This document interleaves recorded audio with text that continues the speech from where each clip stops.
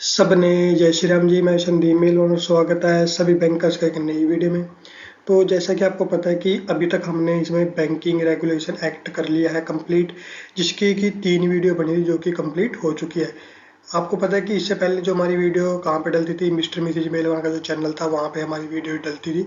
लेकिन अब हमने एक डेडिकेटेड चैनल बना लिया है एजुकेशन के लिए, जो कि है मेलवान स्टडी के नाम से, जिसको कि आप यूट्यूब पे सर्च कर सकते हो या फिर जिसका लिंक भी आपको डिस्क्रिप्शन में मिल जाता है। तो आज हम करने वाले हैं previous year questions of 28 Jain 2014, जो पिछले साल 2024 में जो एग्जाम हुआ था क्लरिकल टू सब स्टाफ टू क्लरिकल का, उसी में जो क्वेश्चन आए थे वो इसमें हम कवर करेंगे। अब इसमें आपको ये ध्यान रखना है कि कुछ वैल्यू ऐसी भी होंगी कि जिनकी वैल्यू अब बदल गई होगी। ठीक है, क्या होता है कि जैसे पिछले साल या उससे पिछले साल के कुछ क्वेश्चन इसमें आ जाएंगे, तो कुछ की वैल्यू यहाँ पे बदल भी गई होगी, तो वो चीज़ आपको ध्यान रखनी है। यहाँ पे मकसद इसका क्या है कराने का, कि आपको पता चल जाए कि किस तरीके का एग्जाम आता है। लेकिन जो अब की बार एग्जाम आया था वो बिल्कुल एक्सेप्शनल केस था।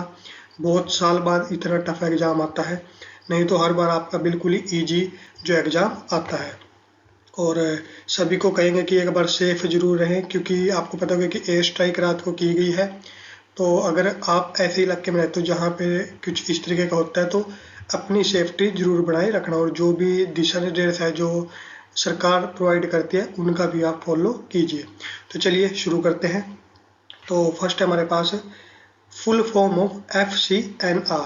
और स्टार्ट करने से पहले एक बार जो भी पर्सन हमारे चैनल में फर्स्ट टाइम आए हैं वो सब्सक्राइब जरूर कर लें, क्योंकि जब तक हमारा जो सब्सक्राइब का काउंट जो नहीं बढ़ेगा, तो जो बहुत सारे फीचर्स होते हैं जो यूट्यूब के क्रिएटर के लिए, वो सभी ओपन नहीं हो पाते। तो वो ओपन हो जाए इसलिए आप जल्दी से सब्सक्राइब कर लीजिए। तो चलिए शुरू करते हैं।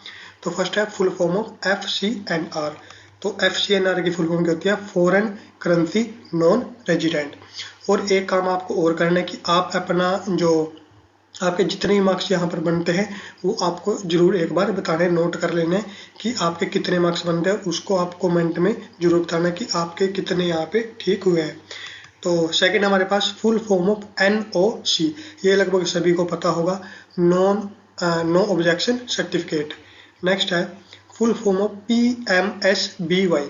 अब इस तरीके के जो फॉर्म वैसे तो आती है आपके पास, और ये दूसरे टाइप से कैसे आ सकती है कि आपसे पूछ ले कि PMSBY में बी का क्या मतलब है। ठीक है, कई बार इस तरीके से भी पूछ सकते हैं।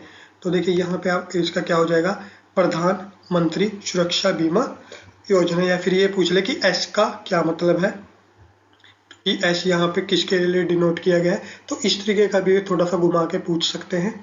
और नेक्स्ट है हमारे पास फुल फॉर्म ऑफ GST। ये भी सभी को पता होगा, goods and services tax. Next हमारे पास आता है फुल फॉर्म ऑफ KYC। ये इंपॉर्टेंट है हमारे पास टॉपिक। ठीक है, फुल फॉर्म इसकी है नो योर कस्टमर। और जब हम और टॉपिक करेंगे तो KYC का भी उसमें टॉपिक आएगा। और KYC में से हर साल 3 से 4 या लगाओ आप 2 से 3 क्वेश्चन हर टाइम हर समय जो हर बार आते हैं, हर एग्जाम में आते हैं। नेक्स्ट है हमारे पास full form of PMJDY।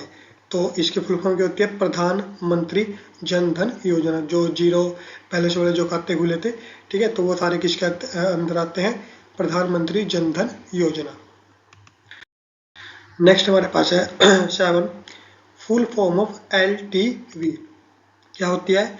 Loan to value. Next है फुल फॉर्म ऑफ FSOP। ये भी आपको पता ही होगा, स्टैंडर्ड ऑपरेटिंग प्रोसीजर। नेक्स्ट है अब SOP का देखिए, वैसे अगर मीनिंग देखा जाए तो क्या होता है कि जैसे मान लो अभी जैसे सीज फायर हुआ, तो फिर अभी युद्ध के आसार बन रहे हैं, तो उसमें एक SOP फॉलो किया जाता है कि अगर ऐसे आसार बने, ऐसा कुछ हो, तो किस तरीके का क्या प्रोसीजर उसे फॉलो किया जाना चाहिए। तो एक स्टैंडर्ड ऑपरेटिंग प्रोसीजर बनाया जाता है, पहले से बना के रखा जाता है कि अगर इस तरीके काम हो गए तो हमें कौन कौन से स्टेप फॉलो करने, वो हमारे पास होता है SOP, स्टैंडर्ड ऑपरेटिंग प्रोसीजर। इसी तरीके से आपके बैंक में भी होता है कि मान लो किसी कस्टमर की डेथ हो गई है, तो कौन सा SOP फॉलो किया जाएगा। या फिर कोई जो बैंकिंग कंपनी है या कोई कस्टमर है, कोई फर्म है, उसकी जो फर्म है वो इंसॉल्वेंट होने वाली है, तो कौन सा SOP फॉलो किया जाएगा। तो ये सारा SOP होता है स्टैंडर्ड ऑपरेटिंग प्रोसीजर।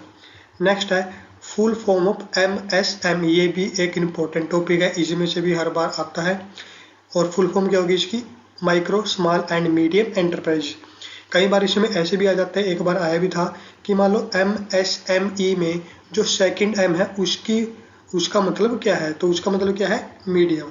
तो इस तरीके से फुल फॉर्म आ सकती है, या फिर किसी एक वर्ड का मतलब, किसी एक लेटर का वर्ड मतलब पूछ सकते हैं।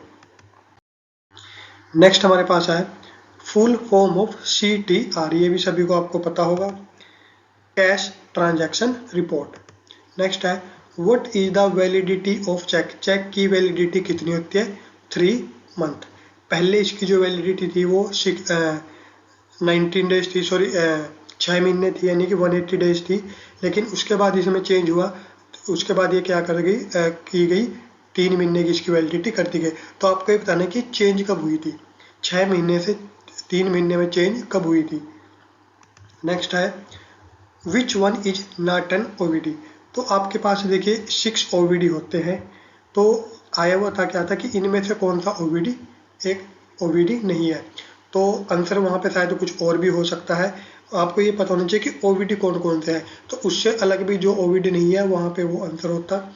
अब उसमें शायद पैन कार्ड था या इलेक्ट्रिसिटी बिल था, कुछ पर्सन कह रहे हैं कि इलेक्ट्रिसिटी बिल था। इलेक्ट्रिसिटी बिल भी नहीं होता और पैन कार्ड भी नहीं होता, ठीक है।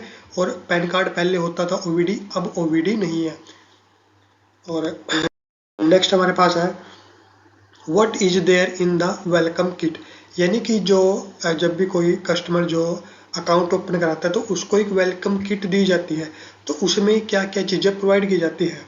तो हमारे पास ये क्या मिलता है उसके अंदर? चेकबुक, ATM और पासबुक। नेक्स्ट है RBI ban currency notes of year before, कि जो RBI है उसने किस साल से पहले के जो नोट है वो बैन कर दिए थे, तो वो क्या था? बिफोर 2005, 2005 से पहले के जो नोट थे वो सारे बैन कर दिए गए थे। अब यहाँ पे एक क्वेश्चन और बनता है जिसका आंसर आपको कमेंट में बताना है, कि जैसे आपको पता है कि नोट है, अब सबसे बड़ा नोट इस वक्त क्या है? 2000 का तो बंद ही हो गया मान लो, और जो सर्कुलेशन से बाहर हो गया, 1000 का बंद हो गया था। उसके बाद हमारे पास आता है 500 का, 200 का, 100, उसके बाद 50, और उससे पहले हमारे पास आता है 20, 10, 5 आता है, 5 का सिक्का आता है, 2 आता है, 1 रुपये का आता है, 50 आता है, 25 पैसे आते हैं। तो आपको ये बताना है कि जो हमारे पास डिनोमिनेशन है, जो नोट्स है, वो कितने तक की डिनोमिनेशन यूज की जाती है, यानी कि कितना जो लीगल टेंडर है, यानी कि 1 रुपये का है, 50 पैसे का, जो मिनिमम की बात कर रहे हैं कि मिनिमम जो है वो 1 रुपये का वैलिड होता है, 50 पैसे का या फिर 25 पैसे का। तो ये आपको कमेंट में बताना है कि जो 25 पैसे, 50 पैसे और 1 रुपये में से कौन सा लीगल टेंडर है, उससे नीचे के कौन सा जो कॉइन है या फिर नोट है वो बंद कर दिया गया है RBI के द्वारा। ये आपको बताना है कमेंट में।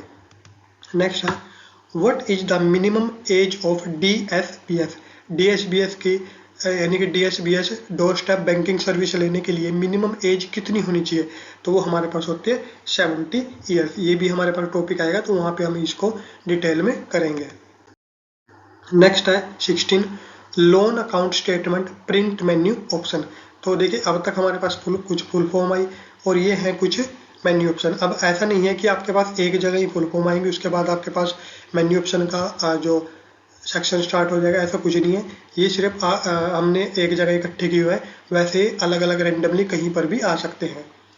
तो 16 में हमारे पास है loan account statement print menu option क्या होता है? HLAPSP, HLAPSP।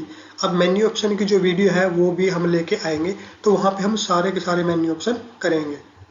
उसके बाद नेक्स्ट है हमारे पास locker rent collection menu option क्या होता है? HLKRCM। इसका एक मेन्यू ऑप्शन और होता है, 2 मेन्यू ऑप्शन होते हैं इसके, और दूसरा मेन्यू ऑप्शन क्या होता है वो आपको कमेंट में बताना है। नेक्स्ट है व्हाट इज